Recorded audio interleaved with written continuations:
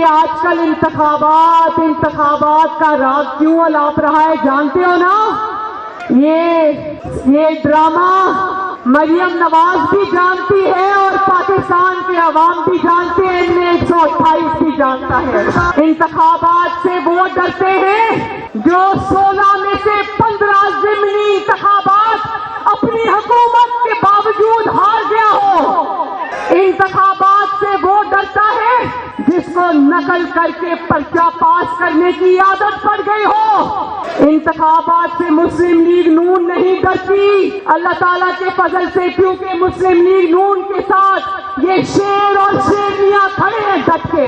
مسلم league نون انتخابات سے کیوں ڈرے گی؟ مسلم لیگ نون جانتی ہے کہ عوام کی طاقت اللہ تعالیٰ کے فضل و کرم سے آج بھی مسلم لیگ نون کے ساتھ کھڑی ہے۔ دیکھو بڑی سادی سی بات ہے، یہ الیکشن سیدھے اس لیے چاہتا تھا، یہ نہیں چاہتا تھا کہ اس کی حکومت ختم ہو اور مسلم لیگ نون کی حکومت آ جائے۔ جانتے ہو کیوں؟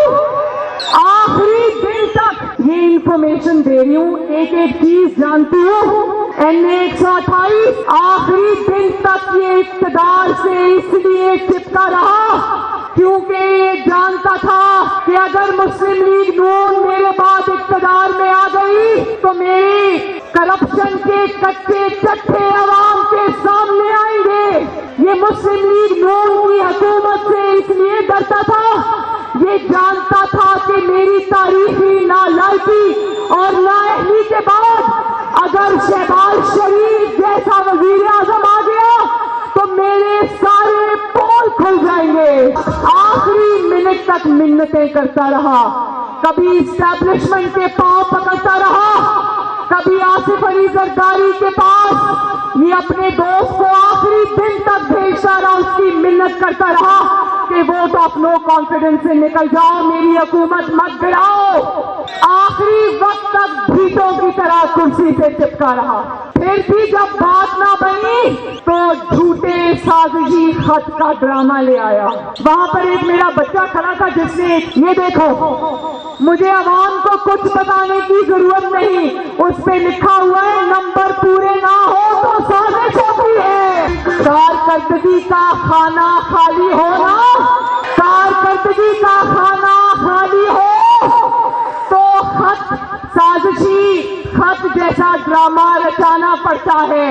پہلے 22 سال اپنی زندگی کے 22 سال پہلے ورلڈ کپ لے کے پھرتا رہا، اگلے 22 سال یہ سازشی خط لے کے پھرتا رہے گا۔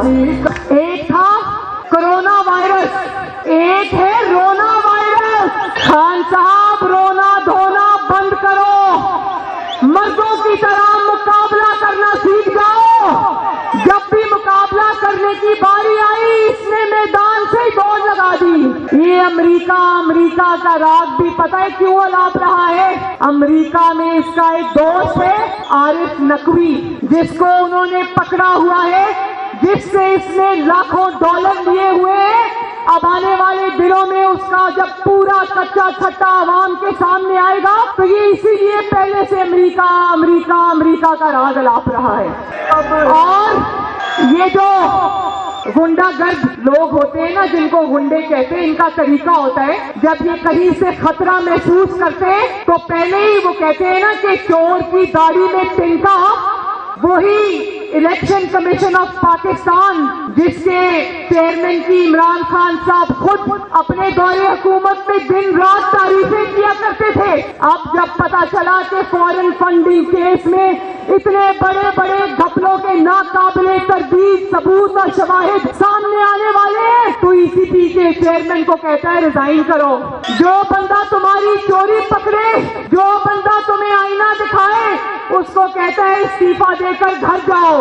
میں یہ کہتی ہوں، اور پھر توشا خان اپنی ناپاک زبان سے کبھی ریاست مدینہ کا نام لیتا تھا، کبھی خلفائے راشدین کی مثالیں دیتا تھا، کبھی حضرت عمر فاروق کی مثالیں دیتا تھا. تو میرے NA 128 کے بہن بھائیوں، انسان کانوں کو ہاتھ لگائے جو ریاست مدینہ کا نام لیتا تھا اپنی ناپاک زبان سے، اس نے توشہ خانہ یعنی کہ دوسرے لفظوں میں پاکستان بیت المال کو وہ لوٹ کر کھا گیا، بیت المال کو کاروبار کا ذریعہ بنا دیا.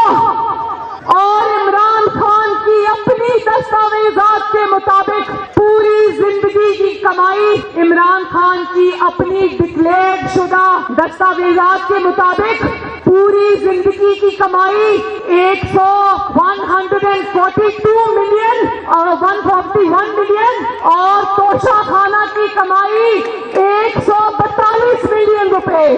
اور پھر دیکھو اس کی بے شرمی، پاکستان کو ملنے والے تحفے، پاکستان کی ریاست کو ملنے والے تحفے اس نے کروڑوں روپے میں جا کے بازار میں بیچ دیے.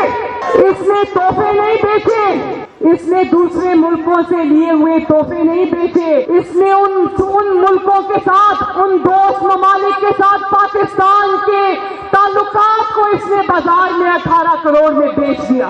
وہ ملک جو ناراض ہوئے، ان کی ناراضگی کی ایک یہ بھی بڑی وجہ تھی، انہوں نے اسپیشل تحفے اس کے لیے بنوائے، اس نے 18 کروڑ میں جا کے بازار میں بیچ دیے. عمران، تم نے یہ تحفے نہیں بیچے، تم نے دوسرے ملکوں سے پاکستان کے تعلقات کو بیچا ہے. اور پھر جب اس سے کورٹ نے جواب مانگا، کہتا ہے کہ جواب نہیں دے سکتا، تحفوں کا جواب نہیں دے سکتا، نازک معاملہ ہے، دوسرے ملک ناراض ہو جائیں گے. تو قوم تم سے یہ سوال پوچھنا چاہتی ہے، جواب دینے سے دوست ملک ناراض ہو جائیں گے؟ جب ان کے تحفے تم بازار میں کروڑوں روپے میں بیچ رہے تھے تب دوست ملک ناراض نہیں تھے؟ اور پھر کہتا ہے میرے تحفے میری مرضی. نہیں بھائی نہیں، نہ یہ تمہارے تحفے نہ مرضی تمہاری ہے، یہ تمہارا خاندانی مال نہیں ہے. تحفے بھی ریاست کے، مرضی بھی ریاست کی. حساب تو عمران خان کو دینا پڑے گا. کل پرسوں میں ٹی وی میں دیکھ رہی تھی کہ عمران خان سے کسی صحافی نے سوال کیا کہ فرا گوگی کون ہے عمران خان صاحب. عمران خان صاحب نے منہ نیچے کیا اور دوڑ لگا دی وہاں سے. عمران خان صاحب جواب تو دینا پڑے گا کہ فرا گوگی کون تھی، فرا گوگی کا آپ کی اہلیہ سے کیا رشتہ تھا، کیا آپ کی حکومت آنے سے پہلے بھی فرا کے پاس دولت کے اتنے ہی انبار تھے؟ نہیں، فرا کے پاس کچھ بھی نہیں تھا، سارا کچھ اس نے عمران خان کے ذریعے کمایا. اور جواب دو کہ اربوں روپے کی عوام کی زمین تم نے فرا گوگی کے نام پر کیوں لگائی؟ جواب دو کہ ہیرو کے سیٹ تم نے قبول کیوں کیے؟ اور جب ایک سرکاری افسر نے جو یونیفارم میں تھا اس نے آپ سے ہیرو کے سیٹ کے بارے میں سوال کیا تو عمران خان صاحب نے اس کو کہا کہ officer you are crossing the red line. یاد رکھو آپ کی جو ترقی ہے نا، لاہور کی ترقی اور پنجاب کی ترقی، وہ بزدار صاحب کے ساتھ فرا گوگی نے مل کر کھا لی ہے. 1 کروڑ نوکریاں جس کا عمران خان نے وعدہ کیا تھا نا، اس میں سے جتنی بھی نوکریاں دی گئی وہ فرا گوگی کو 1 کروڑ 2 کروڑ روپے رشوت دے کر دی گئی. اور پھر اگر اس نے کچھ نہیں کیا، اگر آپ کا کوئی تعلق نہیں ہے فرا کے ساتھ، تو ذرا یہ بتا دو کہ راتوں رات اپنی حکومت کے آخری دنوں میں پولیس کے گھیرے میں راتوں رات فرا کو دبئی فرار کیوں کرایا؟ اور پھر کہتے ہو عدالتیں 12 بجے کیوں کھلی عدالتیں 12 بجے رات کو؟ NA 128 رات کو 12 بجے عدالتیں اس لیے کھلی کہ عمران خان تم نے آئین توڑا تھا، تم نے وزیر اعظم آفس کو بڑی گالا سمجھ لیا تھا، تم نے 22 کروڑ کے ملک کو اپنی ذاتی جاگیر سمجھ لیا تھا، کیونکہ تمہارے ذاتی ملازمین جن میں اسپیکر شامل ہے، جن میں ڈیپٹی اسپیکر شامل ہے، جس میں گورنر پنجاب شامل ہے اور جس میں صدر پاکستان عارف علوی شامل ہے، انہوں نے اپنے ملک سے غداری کی، انہوں نے اپنے آئین سے غداری کی، انہوں نے اپنے حلق سے انحراف کیا. اور یہ جو صدر ہے نا عارف الوی، جانتے ہو نا کہ وہ دندان ساز ہے، ڈینٹسٹ ہے. صدر الوی صاحب جواب دو کہ یہ پاکستان 22 کروڑ کا ملک ہے، آپ کا ذاتی ڈینٹل کلینک نہیں ہے جہاں پر آپ پاکستان کے آئین کے دانت نکالتے رہے. اگر عمران خان کی چاکری کرنے کا اتنا ہی شوق ہے تو استعفیٰ دو، گھر جاؤ اور جتنی چاہے چاکری کرو. اب آخری بات سن لو. اب جب کہ اس کو ہر محاذ پہ ناکامی کا سامنا کرنا پڑ رہا ہے تو ایک دفعہ پھر اعلانات کر رہا ہے کہ اسلام آباد میں مارچ کرو، اسلام آباد میں چڑھائی کرو. NA-128 یک زبان ہو کر مجھے بتاؤ کہ کیا آپ کا مقدر یہ ہے کہ آپ کے مقدر میں ترقی نہیں ہے؟ آپ کے مقدر میں گھیراؤ، جلاؤ، جلوسوں، جھگڑوں کی سیاست ہے؟ تو اٹھو، نواز شریف کا ساتھ دو، شہباز شریف کا ساتھ دو. اٹھو اور اس جیسے انسان سے اپنے ملک کو بچاؤ گے نا؟ اپنی ترقی واپس چھینو گے نا؟